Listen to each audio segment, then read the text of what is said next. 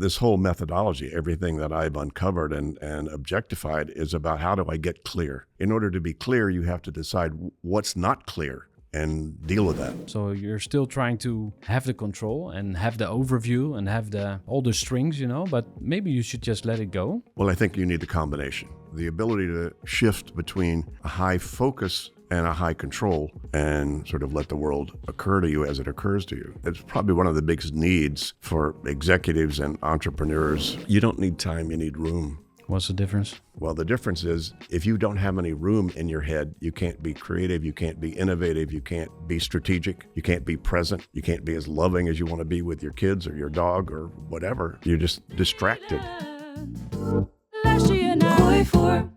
Welcome to Groeivoer. My guest today is David Allen. David is the world-renowned author and creator of the Getting Things Done method. David published his original book, Getting Things Done, in 2001. He sold 3 million copies, so he made a big impact. And in 2024, very recent, he launched his newest book on how to get things done with a team. David, welcome to the show. Sure, thanks for the invitation. Glad to be here. Good. You live in Amsterdam. I do. Which is quite close to Utrecht. And I'm very curious, what do you like about the Dutch and what is something we could still work on or improve? Well, the Dutch are quite famous for being quite direct. And I think that's great. Don't beat around the bush. You say what you mean. It's great. And actually, the Dutch, for the most part, at least my experience has been, you do it very elegantly. So it's not like you're brutal. You're just direct. So I very much appreciate that. I appreciate the practicality of the Dutch. We love the Dutch people, their style, the culture, and these days particularly, it's a great country to be in relative to all the things going on in all the other countries. So. It had like all countries, it has its issues, but it's so global. And Amsterdam is, it's sort of like the Republic of Amsterdam. So, much like the Republic of San Francisco, has its own culture. But I love how global it is, how many languages you can hear walking down the street, relatively safe. And obviously, it's an eye candy city, so it's beautiful to Keizersgracht, Prinsengracht. Beautiful to be in. But of course, we're in our fourth location since we've been there. We've been there 11 years almost, and we started out in the center of the city. It got a little noisy and a little, raucous. We were very close to light supply, and once you learn the city and learn the trams, you just need to be along a good tram line. So we migrated a little further south. So we wound up buying an apartment and renovating an apartment right on the south edge of Amsterdam, right close to Amstelveen. Yeah, beautiful. And is there something we should work on as Dutchies? Because you said we are direct. I thought that could be, that could go both ways, like too direct or, but it could. How would, what would improve? I think there's more of the ability to I don't know how to phrase this. Maybe to stand out a little bit more. You like to not stick out. In a way. Too modest, maybe, or a little too modest. Yeah, and of course, I've been around a lot of the startup culture in Amsterdam. And of course, their whole thing is how do you make a pitch and how do you kind of get it up to sound great and to be as great as you think you might be. Yeah. And that's probably, again, that goes both ways. The modesty is nice, but at the same time, I know that America has an attraction to a lot of the Dutch entrepreneurs or whatever, because the image is, just to some degree it's a myth, but to some degree it's real that there's so many things you can do in the United States. Yeah. If you put yourself out and go for it. Yeah. So the sky's the limit. So we could think a bit bigger maybe, or at least stand up and show yourself. That could be something. Yeah. But again, we love the Dutch. We love the Dutch culture. It is so, almost every Dutchman I've ever met who's, over 25 has traveled the world or traveled some big part of the world. And it's such an open culture in that way. Of course, 500, 600 years ago, that's how the Dutch sort of ruled the world, was being quite global and international, open to different cultures, et cetera. So it still has that DNA, which is lovely. Yeah. Want to transition to getting things done. You already mentioned startups, maybe scale-ups. You've worked with a lot of entrepreneurs, I think, in the past years. Yeah. What is something you observe? Is there something you observe in a lot of entrepreneurs? Well, one of the biggest issues in terms of entrepreneurs' productivity is how many hats they have to wear. You wear a party hat, and now it's a good time, and then you have to put on your financial hat, and you have to count the euros, and then you have to put on and all the different hats, and then struggling with which ones do we give away as we start to grow, and trying to figure that out. And so building an appropriate organization chart, if you will. What are the different roles?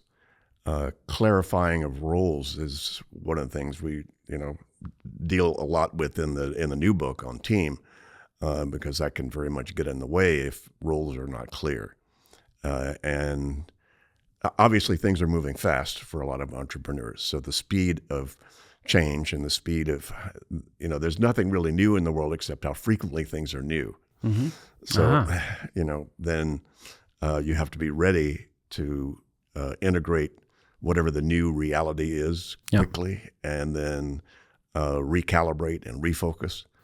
And, most all the entrepreneurs are up to here. They're already full up. Yeah. More to do than they can do. Swamped. So when they have something new they have to deal with, they got to let go of something. Yeah. And that's tough, for a lot of entrepreneurs to do that.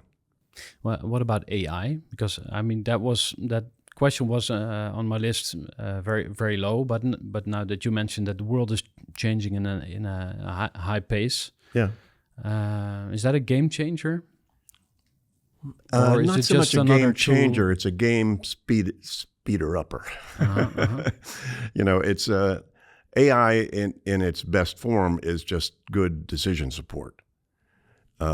So you don't need somebody to go do a lot of research and spend a lot of time doing that, because you can just use AI to get that fast. Yeah. So it's and I don't know that that's a game changer. You've always had decision support capability. Mm-hmm. It's sped it up, tremendously. So, and it's like it may be as game changing as spreadsheets and word processors were. Up until AI, I'd have to say there's not much.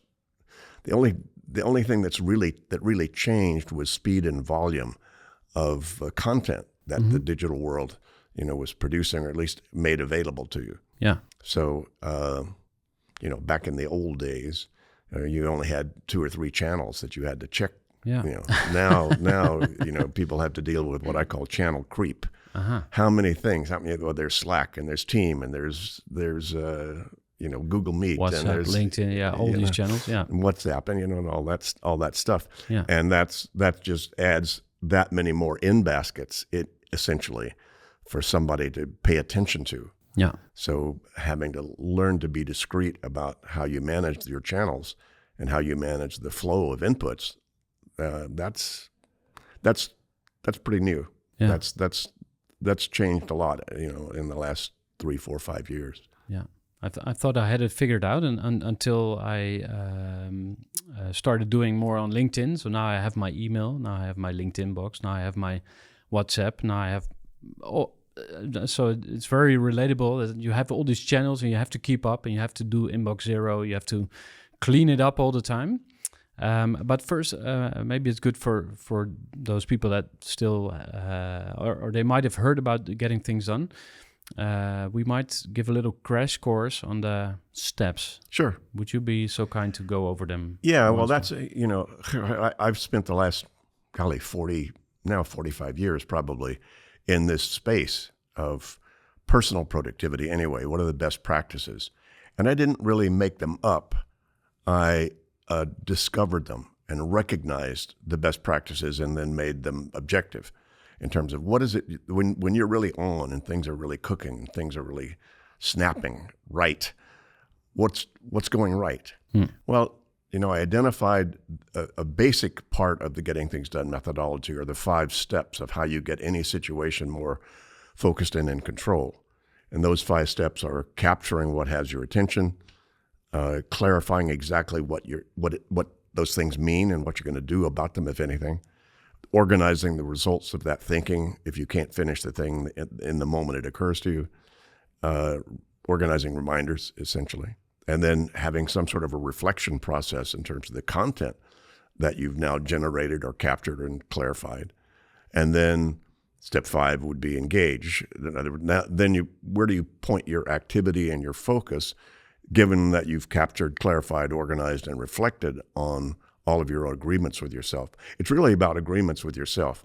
Many of them include other people, but they're all things you've told yourself you would, could, should, need to, ought to. And most people have made a lot more of those commitments than they realize. Yeah. And they're trying to use their head as their office, and your head's a really crappy office. Yeah. Did not evolve to do that very well. Yeah. If I reflect on my personal struggle with all these things that are on my list, I think step 1, that's not the big deal for me. So capture, that's what I do. I make this brain dump. So I have Google Keep. That's where I just unload everything that comes to mind. And what I feel or think is that I have too much ideas. So I never get past step 1. So how could I solve that problem? Or do you have any suggestions? Well, one way that problem starts to get a lot more solved is get older. Uh-huh. I'm 41 now, so yeah. on Well, my way, but I'm 79 now, so trust me. The older you get, the more discreet you're going to be about which things really matter to you. And so, you're young and you think you'll live forever, and you could do all the things that you're thinking about. Wrong. Dream on. Dream on. And there's nothing wrong with having lots of ideas.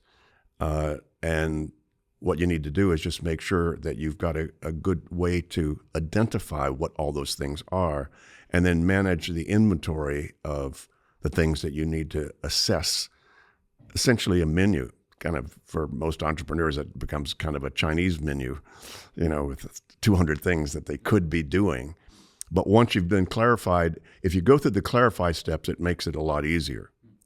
Is this really an actionable item? Or is this a someday maybe? Making that distinction. This can wait.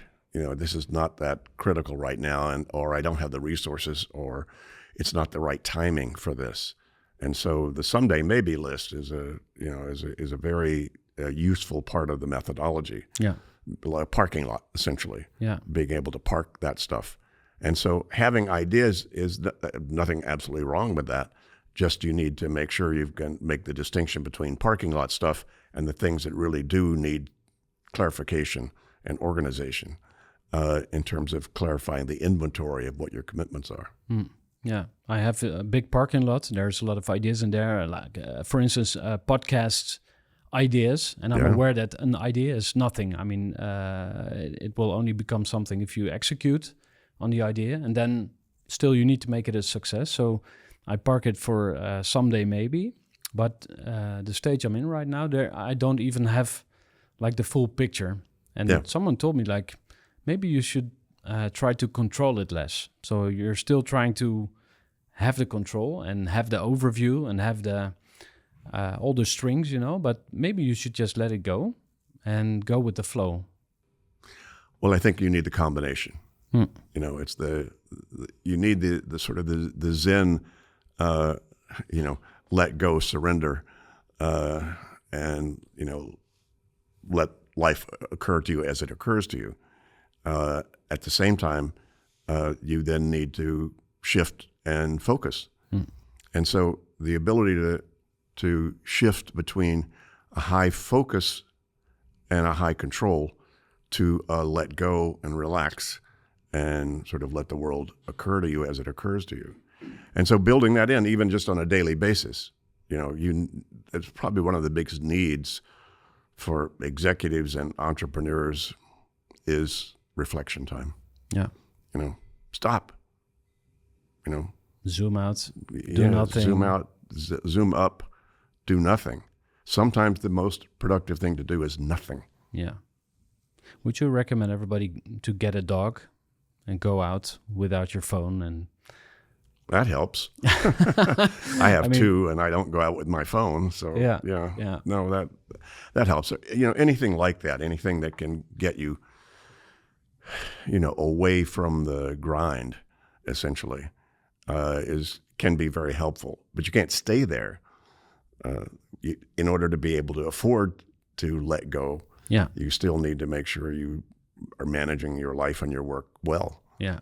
So you cannot go outdoors forever. I mean, I like to spend time in nature. It's 1 hour a day. That's how I start my days. Yeah, good. And then I turn off my phone. But during the walk, I get ideas. So sure. When I get home from the walk, I turn on my phone. I write them down. So that's a good thing. But the things you were saying were, in my experience, more pointing towards a spiritual solution to a practical problem, because the critique at productivity techniques is like it will only get you busier. So the more you can throughput, the more you can output, and then you keep working harder and harder. You've heard this many times over, sure. Of course. But I'm also attracted to this more spiritual thing. Yeah. Well, I'll call it spiritual, but to relax, yeah. release. Well, spiritual with a small s. Yeah. What's the difference? Can you elaborate on that? There's the capital S, spiritual, which would be more religiosity, if you will. And I'm not a big fan of that. I'm not a big proponent of that. But the small s, absolutely, which is what can I not see? There are all kinds of things that are going on that are important to you. You can't see. You can't see emotions. You can't see thoughts, unless you're some sort of a psychic and have capability to do that. But so there's all kinds of things that are not visible, and your ability to be able to access those things and be open to those things, I think is important. There's an old personal growth axiom that you can never get enough of what you don't really need. Yeah. And what you don't need is to work harder. And you mentioned it, to your point, is like harder. The more I work, the better I get. The better I get, the more I work, the more I have to do. Da da da da da. It's a certain death. And that's why I say, get older. That'll help. Or have other things occur in your life, like kids, or dogs, or hobbies, or things that you really love to do. Aside from the day-to-day grind, intentionally, whatever your work is. And of course, it's if you finding something that you love to do, you'll never work another day in your life, as they say. Yeah. Well, you're still going strong. I mean, you're still in the game. I'm still in the game. Yeah. My game looks a lot different than it did when I was 50 or when I was 25. But yeah, I couldn't stop doing what I'm doing if I tried, because the getting things done methodology, in my experience, is something that doesn't hurt anybody, and anybody who implements any part of it, not necessarily the whole thing, but any part of what I just said, is going to improve their condition. They're going to feel better. They're going to be in more control. They're going to have more clarity. Yeah. And if they implement any of this, and I couldn't, I'm really probably more of an educator than an entrepreneur myself. I'd never really planned to have, a big company or to do entrepreneurial, let me do this, and then once that's done, let me go sell it and then go do something else. That has never been my style or interest in doing that. Nothing wrong with that. Obviously there are a lot of people do that very well. Did you struggle with that? Not really. I've just always said, what do I need to do so I can keep doing what I like to do? So that's been, I've been graced to have found, a business that doesn't do anything but improve people's condition, and then be able to, create enough kind of good business model with it that it allows me to keep doing it. Yeah, because there's a lot of people, especially very young entrepreneurs, they want to be billionaires, gazillionaires. They see the big cars and all the money, but you never went for that. Not really. No, I like, a nice lifestyle, and my wife and I have a nice lifestyle, but we're not out there trying to grab more and more and more, so yeah, I think you need to be comfortable enough, and what I need to feel comfortable, has changed a little bit over the years, but not a lot. No, because you mentioned that if you want to get things done, you need to pay the mortgage, the bills, you need to be productive, but on the other hand, you need to zoom out, to relax, to also live your purpose. We'll get to that, especially when we go to the teams, but sure. So how do you balance that? Because if you don't have money, you have no room to delegate. If you don't have money, you have stress. Your mind goes to, how am I going to pay the bills? So how would you say people could balance that? I don't know.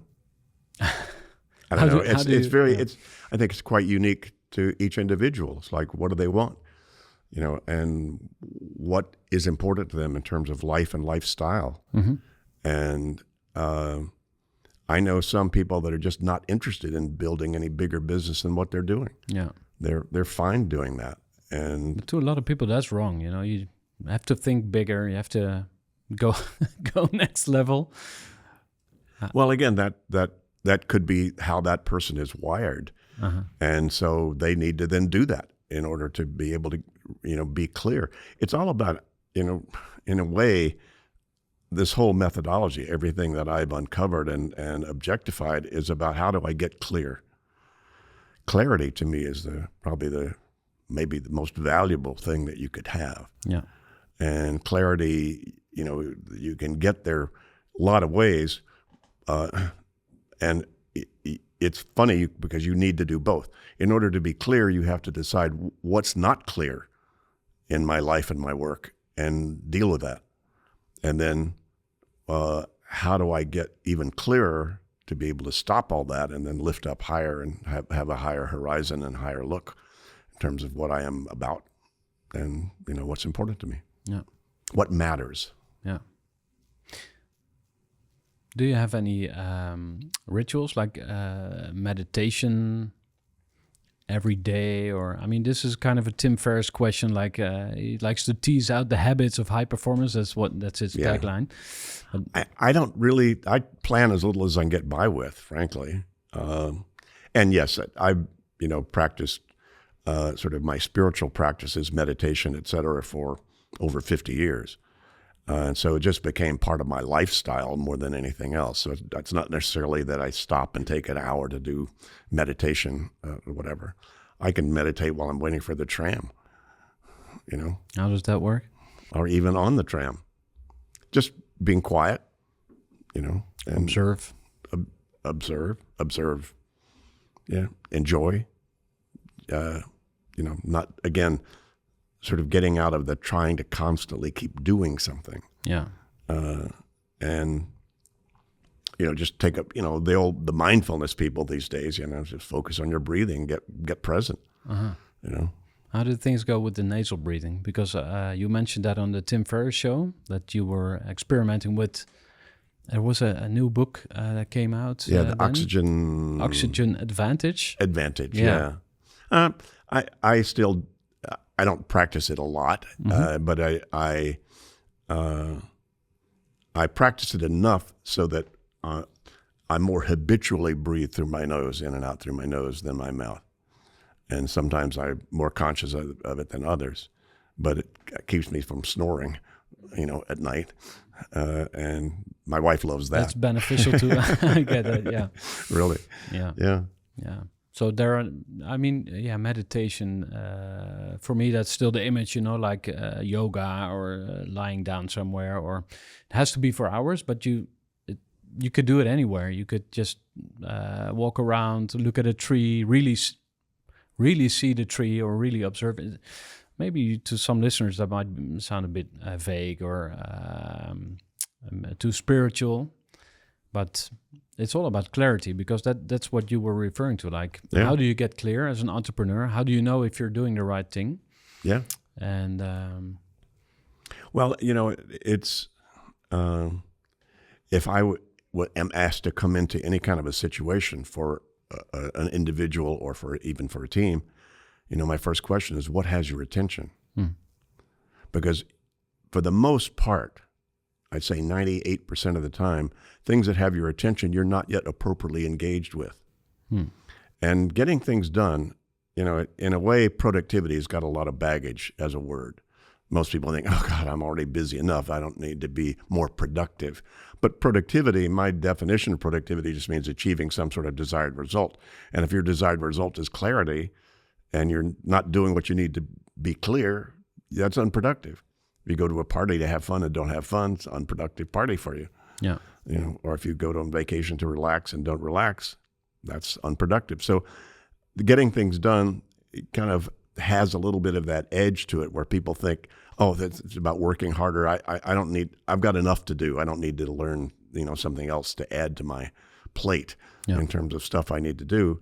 But getting things done is really more about being appropriately engaged with your life and your work. And appropriate engagement doesn't mean that you go finish everything and do everything. It just means, hey, what that is that has my attention, here's what I've decided it is. Here's where I've organized a reminder about something about it that I need to see in an appropriate time and context. And I don't need to keep thinking about it.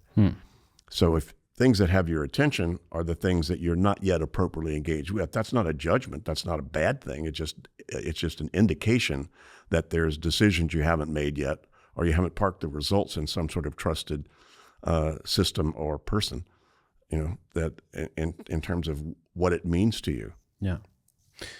One of the 3 habits you describe in the book is also outcome focus. Yeah. That reminded me of begin with the end in mind, which is one of the principles, very famous, of course.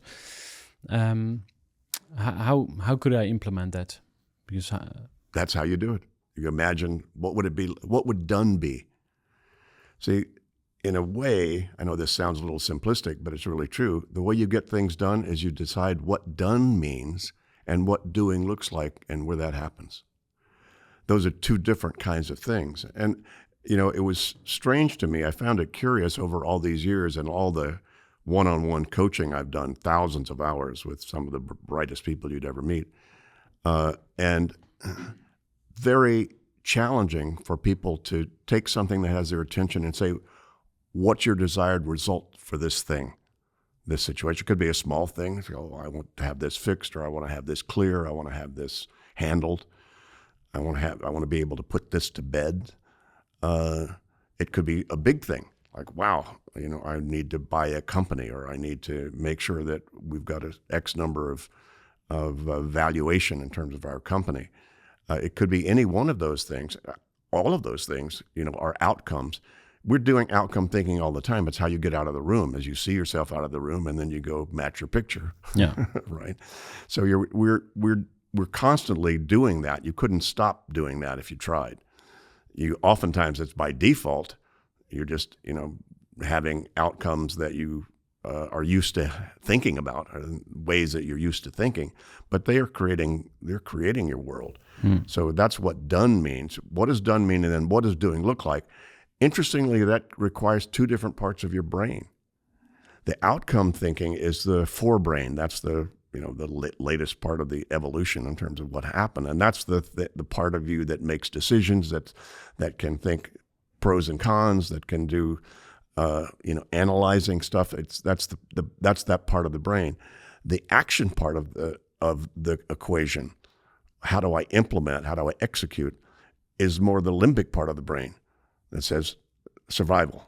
I need to do, whatever. So, and because I think that's why people kind of resist to do both of those at the same time. But it's actually a muscle. It's kind of a cognitive muscle you can develop, is to take something that has your attention and say, what's my desired outcome and what's the next step I would need to move the needle on this? Yeah. And training yourself to do those kinds of thinking. And that doesn't, I can tell you from thousands of hours with working with some of the brightest, busiest people you'd ever meet on the planet, that's not something that comes naturally to people to do.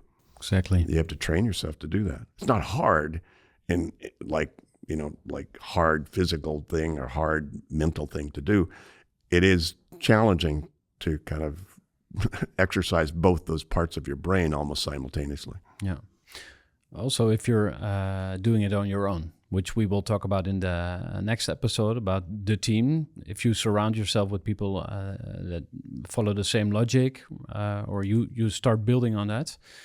But now, when we focus on this solopreneur, the person that works alone or is just about personal productivity, do you have any insights when it comes to distractions? How do you... Because I heard an interview with you, and the interviewer, he said there was a lot of talk on Reddit about getting things done. And then you said, well, I didn't read it and I don't care to read it, which I found striking, because if it was my methodology, I would be very curious to go there and just go down the rabbit hole. But you found a way to separate yourself from the world. I don't know how you did it, but can you enlighten us a little bit? Come on, when you spend 40 years doing this work and watching the results that are invariable, and it works, then it's interesting it can be interesting, and sometimes just my curiosity is like, how do people implement this? Yeah. And what do they do? But the basics are just so basic and fundamental, they don't change. Yeah. I mean, when we fly to Jupiter, if and when we do that, we still need an end basket. You still need to clarify what's got your attention. You still need to organize that. You still need to reflect on the content of your commitments relative to flying to Jupiter. And that doesn't change. Yeah. So this methodology, you can't poke a hole in it. When it took me 4 years from the time I pulled the trigger to write Getting Things Done, from 97 to 2001 when it was published. I'm not a ta-da kind of person. I mean, to me, I was going to put, decades of my work and my career on the line by writing a book about it. Mm-hmm. And so I put everything in there, and I needed to trust that it was real and that it really worked. And it turned out that the 4 years that I was writing the book, I had one of the most challenging clients you could ever have, that if you didn't stand toe-to-toe with the best and brightest, people on the planet, their immune system would spit you out in about 2 seconds. They'd do it very elegantly, but, you couldn't get it. And my stuff went viral inside of that environment. I said, well, if they can't poke a hole in it, I don't think anybody else can either. Can you name this client? Or Goldman Sachs. So they they became believers, and then that was like the launch pad. Yeah. That helped a lot.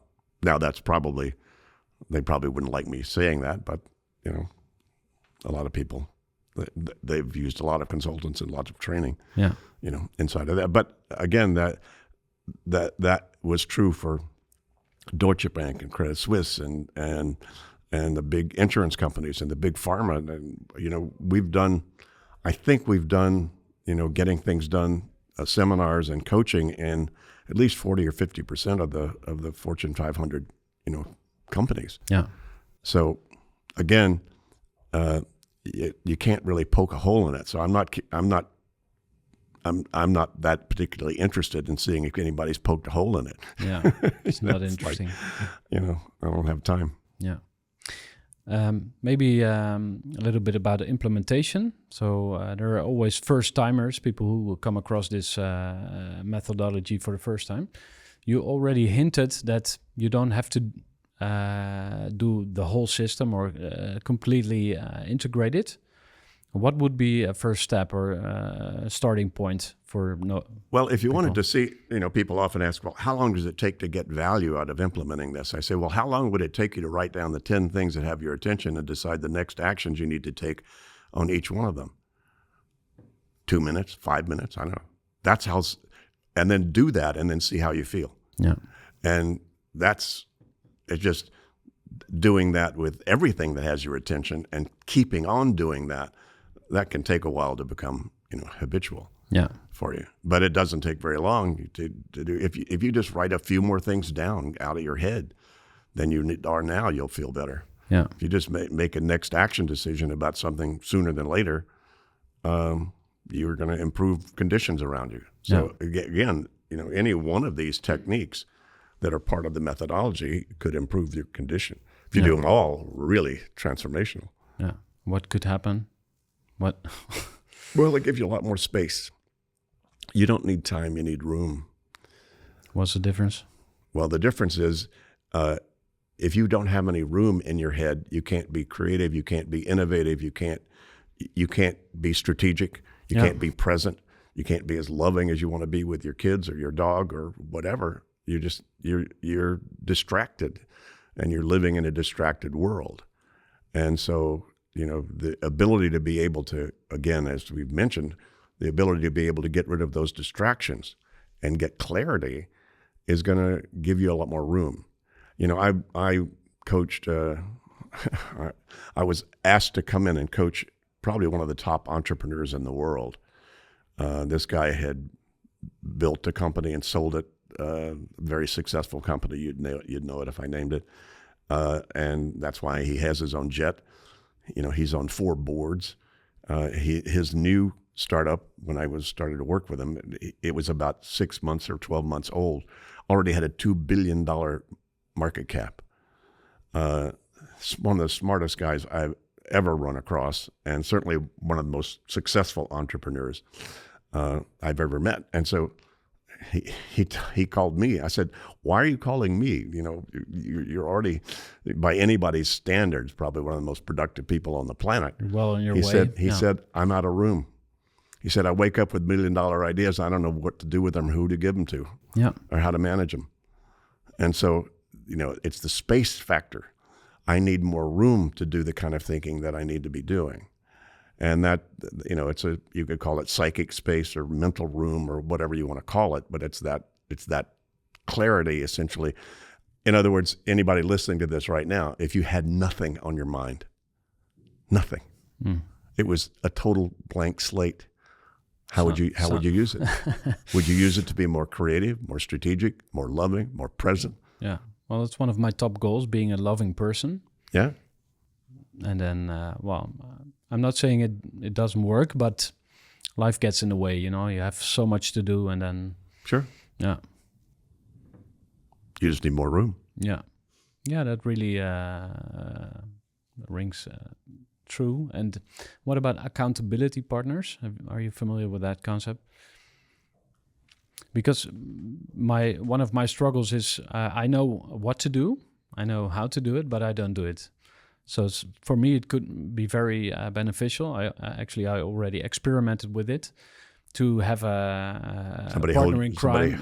Hold you accountable for. Come on, yeah. You said the goal was A, B, C, but you didn't do it. So tell me why. Yeah, that probably works.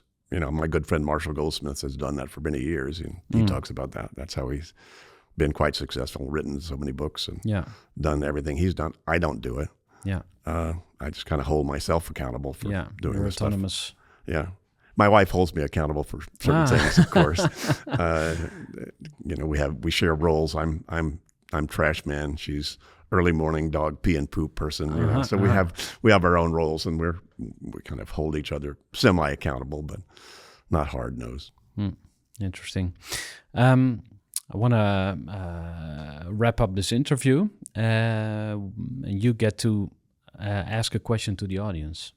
So instead of giving your best advice or putting something on a billboard, I would like to ask you to propose a question to anybody who's listening or watching. What would you I would say, back to what we were just talking about, I would say, how would you use more space if you had it?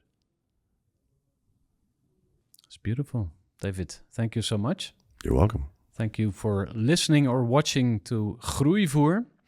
If you want to know more about getting things done or David Allen, please check out gettingthingsdone.com and be sure to subscribe to Groeivoer on YouTube or your favorite audio channel. Till next time.